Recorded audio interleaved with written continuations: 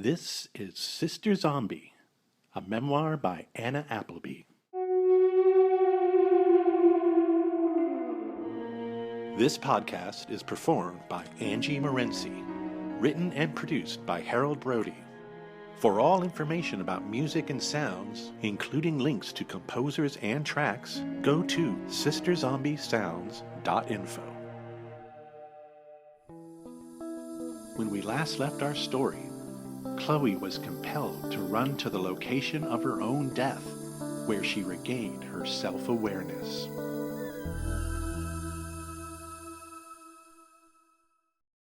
Chapter 32. The Prodigal.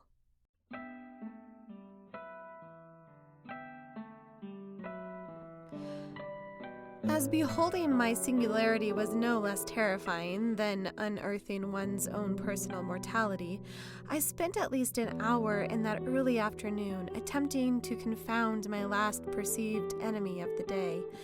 Now that my self-other had drifted from me, temporarily or otherwise, her journey as yet to be received by me. No, now that she, like I, was a lone battler. At that moment, I still predicted her day's routine at Griffin Hills would be nothing short of coma-inducing drudgery, and I looked forward to hearing of its emptiness as further validation of sorts. My new adversary was nothing short of Time himself, for I see him as a rapist, entertainingly. The same Time that thwarted all souls, since everything began simultaneously in a mismatched victory that Time had always lamented, allowing such potential as life to exist at all, so that he must strive against it, punishing untold billions even as they churn away in the cosmos, dying and birthing and dying again. Time knows he is master and that he will ultimately be victorious. But God damn it if I, like so many others, won't rail against him while I can.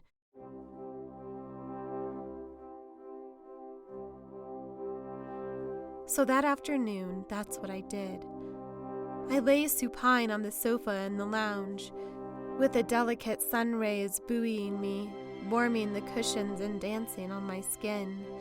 My eyes found the clock on the wall, noted it, then closed, removing one sense of Time's development, for I could see no wind blowing, no tree, no dust floating illuminated, no figures in movement, and gratefully the day seemed still in any event.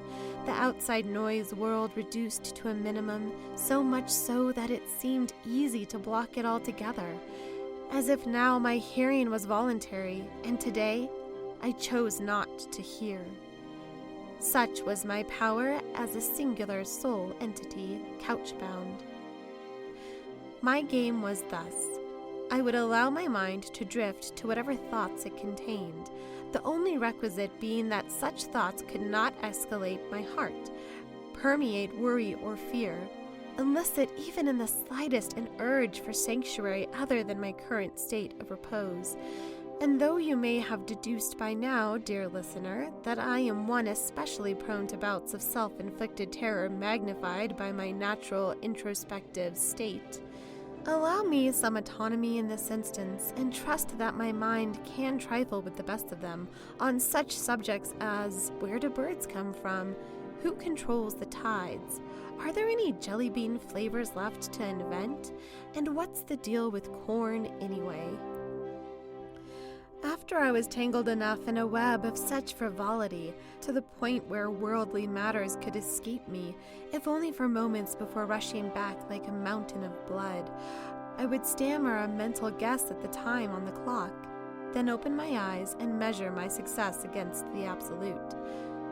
To my utter glee, my estimates were in the hole overlong. Often I would guess 5 minutes, when in fact only one had passed. And what's more remarkable, no matter how I tried to compensate for the imbalance in my guesses, I still granted Time too much, time.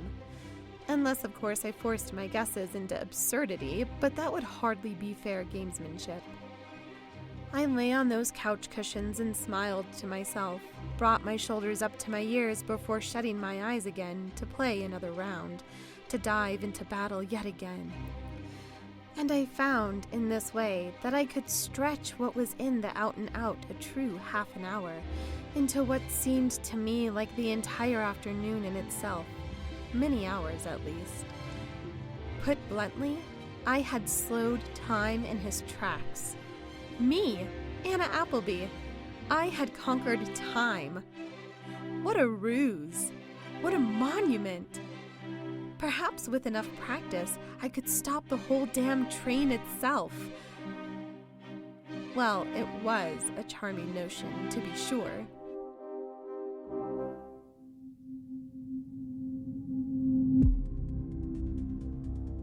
Then, in the middle of my precious science, I was interrupted, and all my stowed fear came pouring over my head to drench me in dread. There was a knock at the front door. A knock? Who the fuck could it be?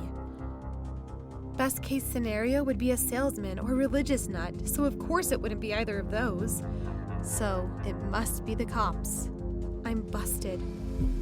I tried to replace my fear with relief. At least it was over, right?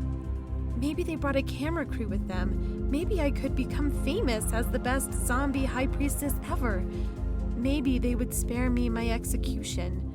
Maybe I even smiled a little bit to myself as I went to answer the door. What is this strange twinge called again? Pride?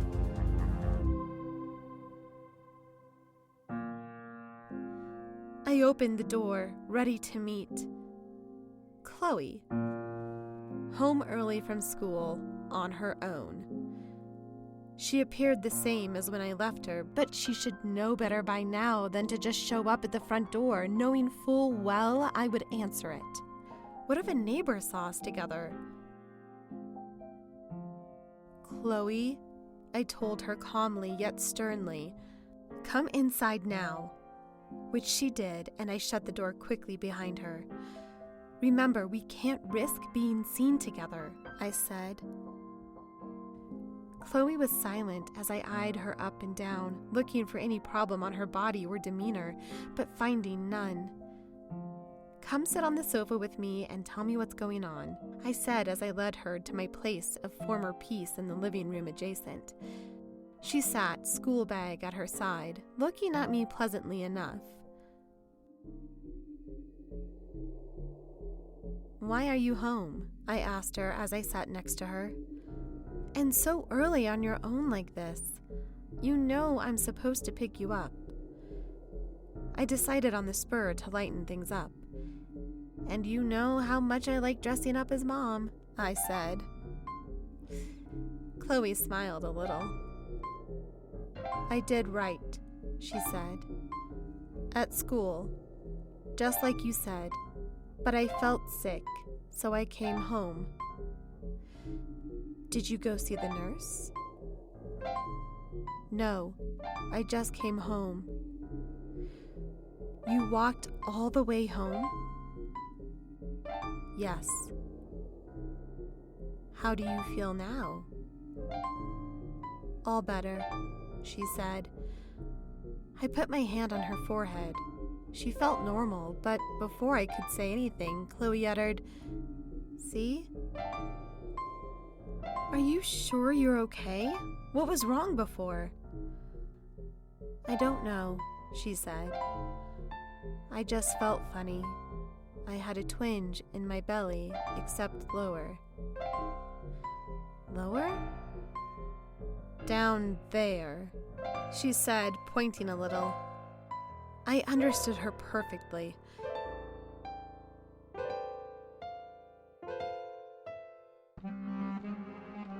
I wondered for a brief moment if Chloe had menstruated, if she was even capable of that in her new life. But then I thought of my dalliance in the shower earlier in the day.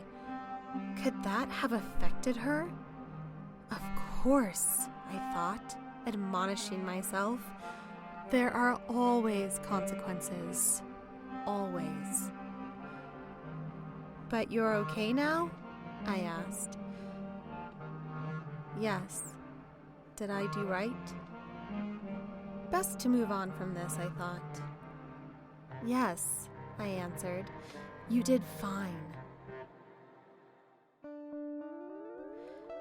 Chloe just sat, but with a twinkle in her eyes that I hadn't noticed before. I remember not being alarmed by it, that it seemed a logical way for her to grow. Well, let me tell you about my day first for a change, I said, more upbeat. I have to tell you, I love having all this free time on my hands. I feed our mother twice a day, and the rest of the day I can spend reading or just dreaming the hours away. It's so delightful.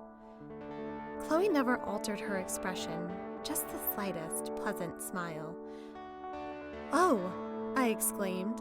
Let me read you something I read today. I got up from the couch and ran upstairs to get my book of Emily.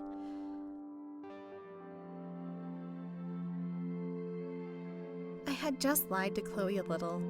The poem I wanted to read her was one I had encountered days earlier, in my dark time before Chloe's reawakening.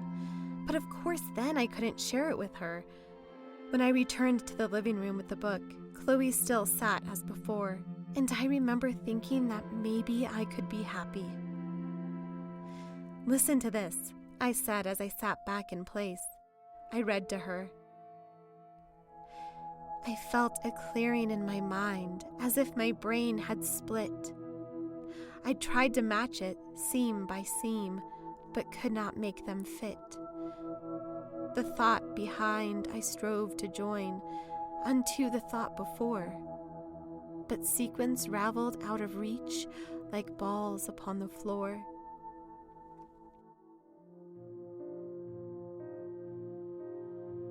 I looked back up at Chloe. She looked the same as ever, her face never twitching, but for the twinkling eyes. This poem reminds me of us, I continued, before asking rhetorically, don't you think? As if my brain had split, like you and me, in our mother's womb, one brain, then two. Chloe still just smiled the little smile. Hug me, I said, but remember to be gentle. I outstretched my arms, and Chloe shifted over to embrace me. Her hug was soft and warm and lasted the perfect amount of time. I took a small, refreshing breath before asking her the next obvious question. So, I said, how were Coach and Paolo? They were right, answered Chloe. But how did they act? Were they all weird and shit? People said they were drunk. I burst out laughing. Oh God, that's so funny. I almost wished I could have seen that. I howled with laughter a little more.